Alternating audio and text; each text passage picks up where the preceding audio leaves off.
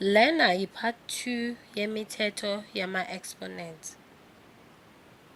Masibhekisise imithetho esiyifundile ku-part 1 bese siyaqhubeka ngo-part 2. Ake siqaleni. Uma ngino-2 to the power 10 ngifuna ukumphinda ngo-2 to the power 5, impendulo yami ngizoqala ngibheke le namba ezifanayo u-2 nabo-2 abayi-2 ngizokhetha owodwa ngithi 2 to the power 15. Uma ngino-2 to the power 10 ngaphansi kuka-2 to the power 5, impendulo yami engizoyithola ngizothi 2 to the power 10 ngikhiphe u-5 bese ngizothola u-2 to the power 5. Le part le elandelayo ngiyikhombise ku-part 1 ibalulekile. Uma ngino-2 to the power 10 to the power -5 ngizoxazulula ngokuthi ngithi ngenza o-2 abahlanu to the power 10, 2 to the power 10, ngimphinde ngo-2 to the power 10, ngimphinde ngo-2 to the power 10, ngimphinde ngo-2 to the power 10, kanye nowokugcina u-2 to the power 10. Ngoba sino-2 abaningi ngikhethe oyi-1, mangiqeda ngahlanganisa u-5 ngamphinda ngo-10. Engikutholile ke kule nombolo lezi ezifanayo ngikhethe okukodwa, njengala ngizokhetha inombolo efanayo kodwa low power 10 ngizobahlanganisa empendulweni yami. So ngizothola u-2 to the power 50. Sizihlanganisile lezi, nohlanganise u-10 ngamphinda ngo-5 ukuze ngithole lo 2 to the power 50. Impendulo yami ke ngiyitholile lena. Ake siyeni kwelinye ikhasi sichubeke. Uma ngino-3 to the power 7 to the power -9, impendulo ke ngizothi ngizophinda u-7 to the power -9 ngithole u-3 to the power -63. Ake siqhubekeni.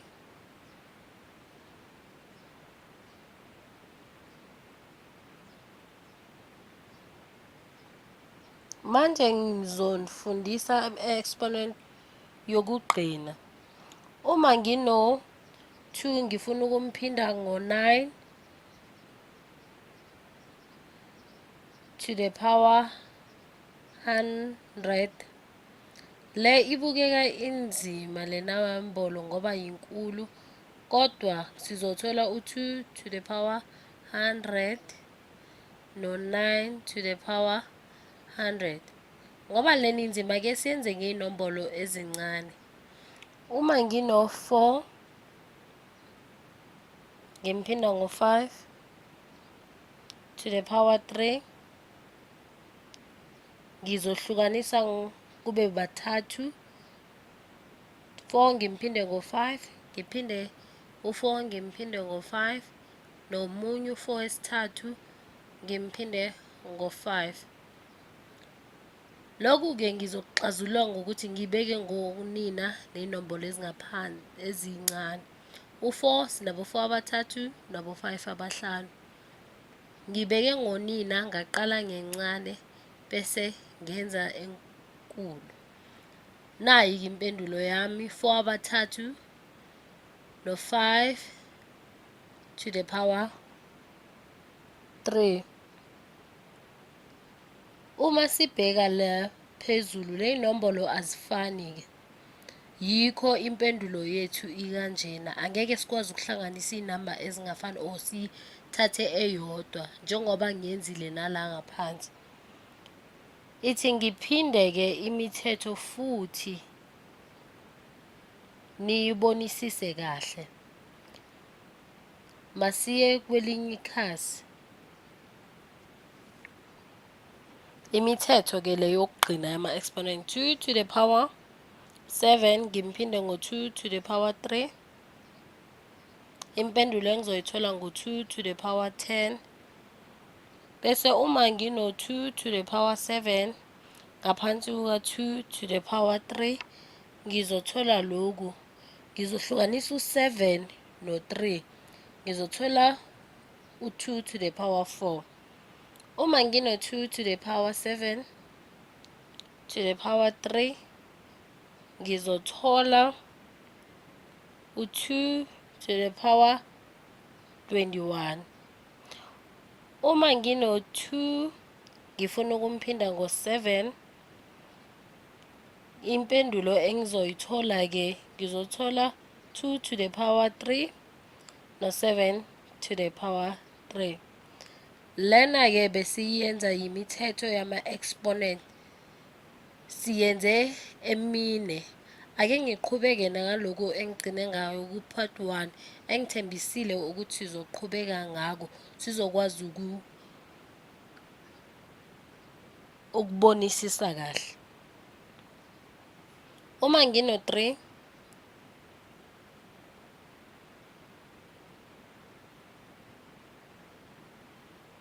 to the power 2 ngimphinda ngo-9 to the power 8 to the power -2. Lana sicale sibone inamba esingayiguqula ukwazi ukuthi ihambisane kahle nale sibalo. Uma ngino-9 kufana nokuthi ngino-3 to the power 2. So engizokuyenza ukuthi-ke ngihlukanise ngokuthi ngithi 3 to the power 2 ngifaka abakaki ngibe no-3 to the power 2 to the power 8 to the power -2. Lana-ke u-3 ufana no-9. U-3 to the power 2 ufana no-9. Ake ngichubeke-ke ngizobahlanganisa. Ngizophinda u-2 to the power 8 ngibahlanganise ngithola u-3 to the power 2 no-3 to the power 16